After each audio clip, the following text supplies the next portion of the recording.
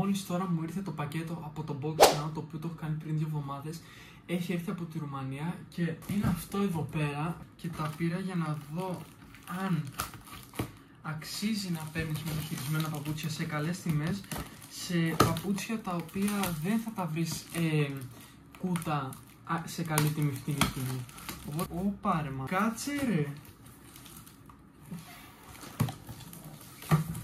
Η πρώτη εμφάνιση είναι ότι βλέπω το παπούτσι μέσα σε 2 σακούλες εδώ πέρα. Έχουμε το παπούτσι μέσα σε 2 σακούλες.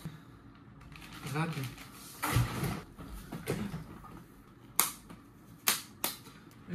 Πρώτα θέλω να πω ότι δεν είναι καλό να αγοράζετε μεταχειρισμένα παπούτσια, καθώς δεν ξέρεις ποιος τα φόρεσε πριν. Και... Λοιπόν, τώρα να δούμε λίγο σε τι κατάσταση βρίσκεται. Αυτό είναι το Jordan 4 Military Blue.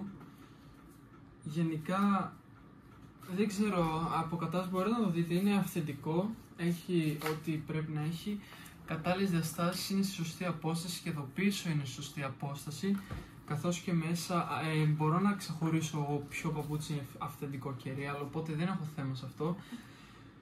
Το πήρα για 60€, μου είπε το παιδί ότι είναι σε άθλια κατάσταση. Δεν το περίμενα, θα το βρω σε καλή κατάσταση.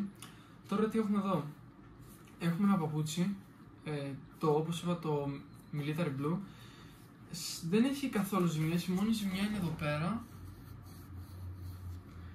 Σε όλο αυτό το σημείο που λογικά μπορεί κάπως να καθαριστεί αυτό, ελπίζω. Άμα μπορείτε να μου γράψετε κάτω στα σχόλια να με βοηθήσετε. Από μέσα είναι κανονικά.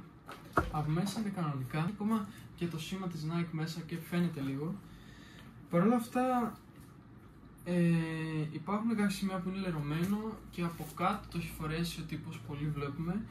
Αλλά δεν είναι άσχημο, δηλαδή άμα γίνει ένας σωστός βιολογικός καθαρισμός από μέσα, εγώ μπορεί να το φορέσω.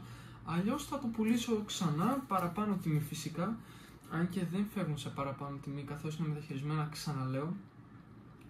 Οπότε έχουμε ένα πολύ ωραίο ζευγάρι παπούτσια, τα οποία αξίζουν με την κάθε λεπτομέρειά τους γραμμένη εδώ πέρα που γράφει το Air Jordan, πίσω που λέει Nike. Είναι κάτι ξεχωριστό γιατί τα περισσότερα, έχω και τα Military Black, έχω και τα UNC, τα Jordan 4 UNC, αλλά τα περισσότερα έχουν το σήμα του Jordan εδώ πέρα, ενώ τώρα το έχει σκαλισμένο που λέει Nike Air, που αυτό εμένα μου αρέσει πιο πολύ από το σήμα Jordan. Μέσα έχουμε το σηματάκι εδώ πέρα που γράφει το νούμερο, είναι νούμερο 44 που πάνω κάτω εκεί είναι τα λεφτά, από κάτω με λεπτομέρεια το Nike γραμμένο.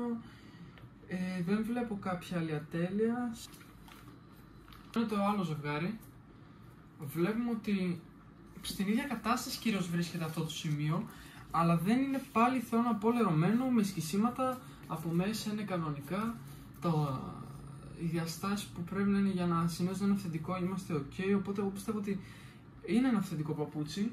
Κυρίως αυτό που θέλω να πω είναι ότι καλύτερο είναι να μην αγοράζετε παπούτσια μεταχειρισμένα, ειδικά παπούτσια τα οποία εσύ μπορεί να το πάρεις 40€ και τα αυθεντικά να τα έχει 100€, όπως τα Air Force είναι τα άσπρα, τα μαύρα και γενικά παπούτσια τα οποία η τιμή τους κοστολογείται από τα 100 και κάτω.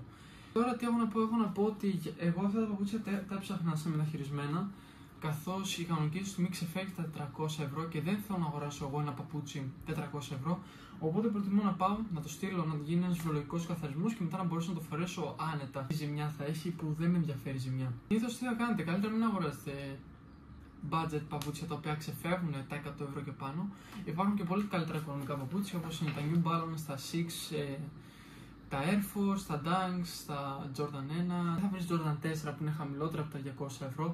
Οπότε θέλω να πω πως αυτό το παπούτσι, τώρα συγχωρείτε να το πιάσω, για μένα αξίζει τα 60€ που έχω δώσει, γιατί είναι ένα παπούτσι, όπως είπα, που ξεφεύγει τα 400€. Λοιπόν, τι έχουμε τώρα εδώ πέρα? Θα το κάνω εγώ βιολογικό καθαρισμό και θα μπορέσω έπειτα να αποφασίσω αν θέλω να το φορέσω, που δεν νομίζω, οπότε θα το μεταπουλήσω σε κάποια ιστοσελίδα ή στο Instagram ή στο Marketplace στο Facebook.